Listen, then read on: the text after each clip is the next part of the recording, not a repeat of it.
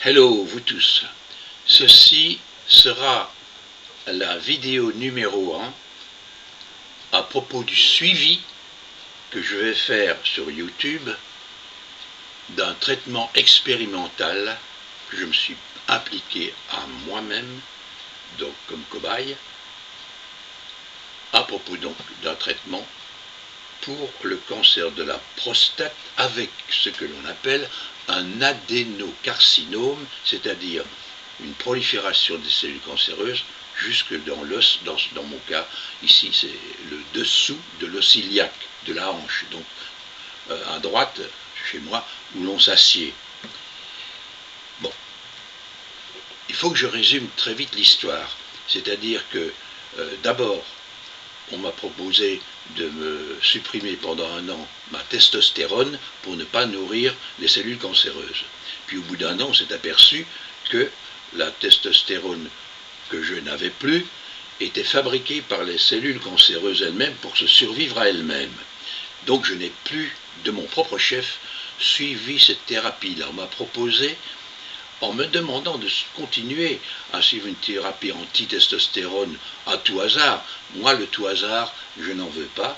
Donc, j'ai vu une cancérologue qui m'a proposé de faire une chimiothérapie de 3 mois avec des injections non ciblées qui ciblaient toutes les cellules à croissance rapide, comme les cheveux, l'ongle, les cellules du sang, les globules rouges, les globules blancs, les cellules des os, etc., que je n'ai pas voulu, parce que en 3 mois de temps, et vu mon âge, je crois que j'aurais eu tout le temps des alertes et qu'il y aurait des allers-retours dans les hôpitaux ou dans l'hôpital, discontinuité, et donc la cancérologue en plus m'avait demandé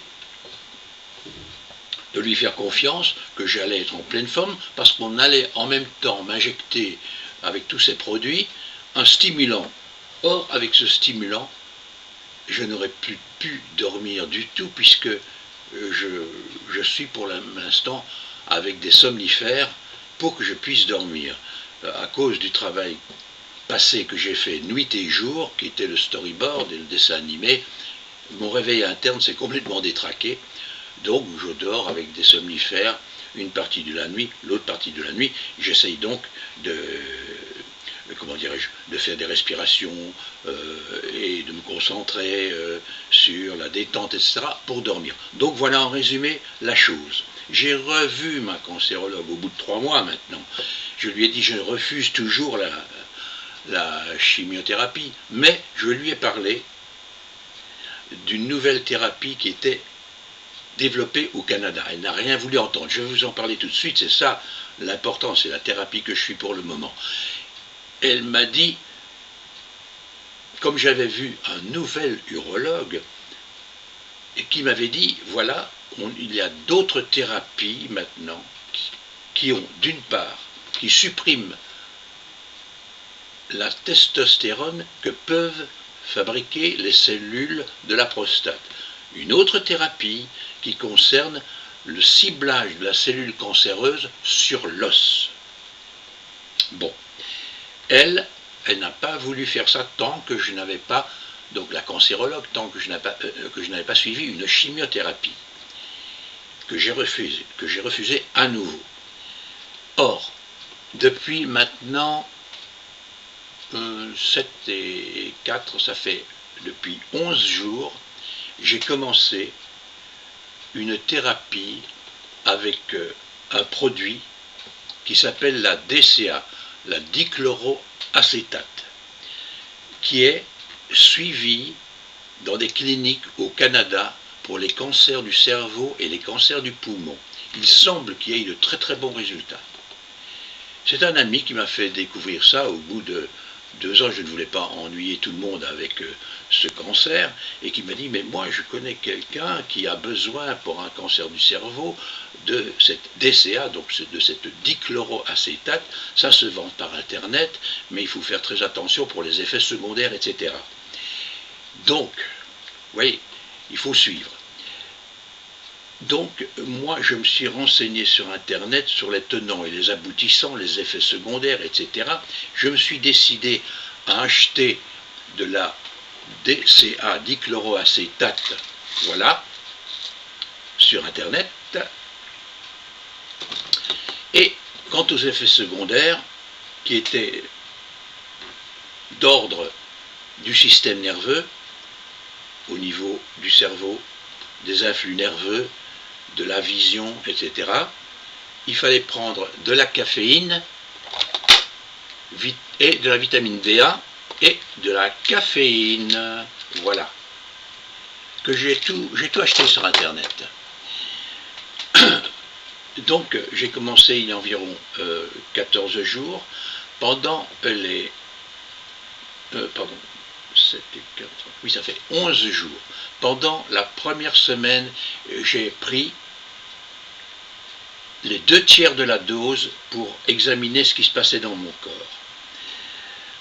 En tant qu'effet secondaire, j'ai pris le tiers de la dose qu'on me conseille au niveau caféine et les 2/3 au niveau de la vitamine B1.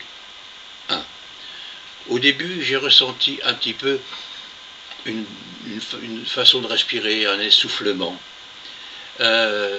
Donc pendant cette semi-thérapie, puisque je ne prenais que les 2/3 de ce que je devais prendre. Pourquoi 2/3? Parce que je pèse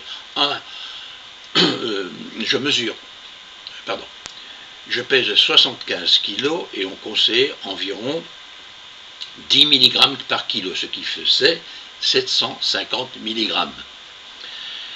Et j'ai donc pris d'abord 500 mg pendant une semaine. Depuis maintenant 4 jours, lundi, mardi, mercredi, jeudi, je suis à mon quatrième jour de ma thérapie complète, c'est-à-dire 750 mg.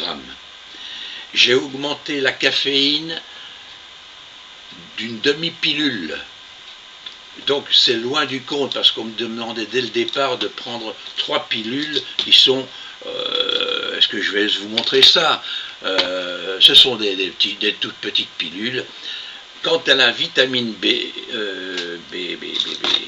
la vitamine B1, oui, je m'embrouille un petit peu.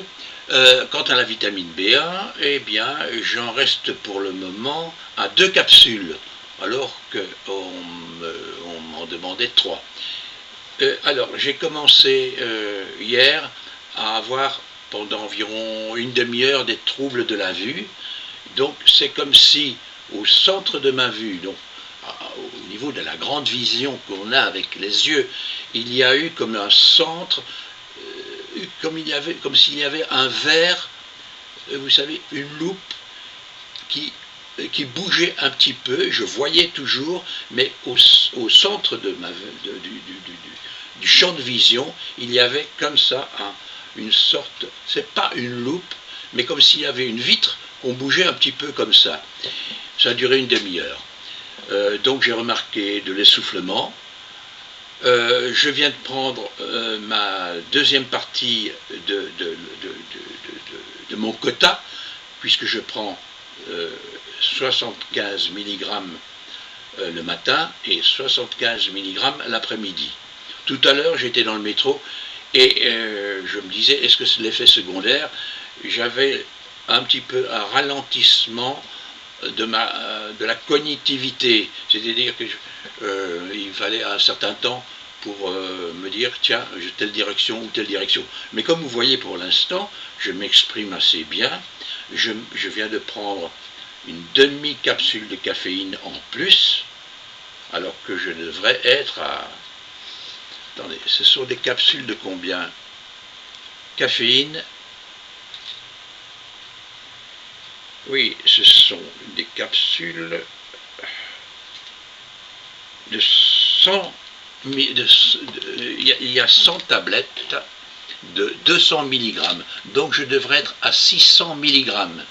J'en suis maintenant donc à 200 plus 100, ça fait 300 mg. On est loin du compte. Et je me sens parfaitement bien. Donc je n'écoute pas les conseils, je les écoute à moitié et je suis très attentif à ce qui se passe dans mon corps. Donc, si maintenant je fais le numéro 1 de cette vidéo, c'est pour que de temps à autre, dans 2 jours, je vais refaire la deuxième, puis la troisième, etc. C'est pour que, suivant ce qui m'arrive, soit une moitié de guérison, soit une guérison, soit, disons, plus dangereux, une mise à l'hôpital, je ne sais pas, tout peut arriver, mais moi je préfère être un laboratoire vivant qu'être livré aux mains des médecins comment dirais, qui vous livrent pieds et poings liés à une chimiothérapie qui cible tout. Alors, la dernière chose que je dois dire, c'est que, en fait, comme la chimiothérapie a un vaste champ de ciblage, et non pas ciblé sur la cellule cancéreuse, la DCA, donc la dichloroacétate, a un champ ciblé. Elle influence la mitochondrie, disons, qui est intégrée dans le génome humain pour oxygéner les cellules et oxygéner le sang. Il semble que la dichloroacétate influence les mitochondries pour qu'elles n'oxygènent plus les cellules cancéreuses et donc qu'elles puissent oxygéner les cellules saines et étouffer les cellules cancéreuses. C'est ce que j'essaye pour le moment. Voilà, et je rendrai compte, comme ça, il y aura au moins, je crois que ça ne s'est jamais fait, un rapport comme ça en direct, en tant que cobaye, parce qu'il faut savoir aussi que l'industrie pharmaceutique n'est pas du tout intéressée par les essais cliniques, étant donné que cette DCA, cette dichloroacétate, n'est pas chère du tout, elle existe. Donc les pharmacies n'ont aucun intérêt à ce que les essais cliniques réussissent, puisqu'elles n'y trouvent aucun intérêt. Et je voudrais qu'il y ait finalement sûrement un effet positif pour qu'en France, on commence à s'intéresser un petit peu à cette thérapie qui est en essai dans des cliniques au Canada. Alors, personne en Europe pour le moment, au niveau médical, cancérologie, oncologie, ne s'intéresse à ça et ne veut rien savoir. Je viens de le vivre, hein. Ou alors on me prend pour un doudingue. Voilà. Donc je termine par cette amie de cette amie qui m'a conseillé ça. Je crois qu'elle est pour le moment au Canada en train de se faire soigner pour un cancer du cerveau. Donc voilà.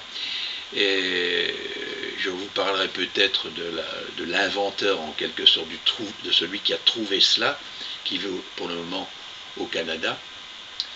Et je vous dis au revoir et à bientôt en ce qui concerne la prochaine vidéo concernant ce cancer. Dans 2-3 jours, je vous rendrai compte de ce qui se passe. Et j'espère que ça servira pour le futur pour d'autres. Mes autres vidéos continueront sans rien avoir avec le cancer. Voilà, bye bye. J'espère que je n'ai pas été trop long et que cela va être accepté par YouTube. Au revoir.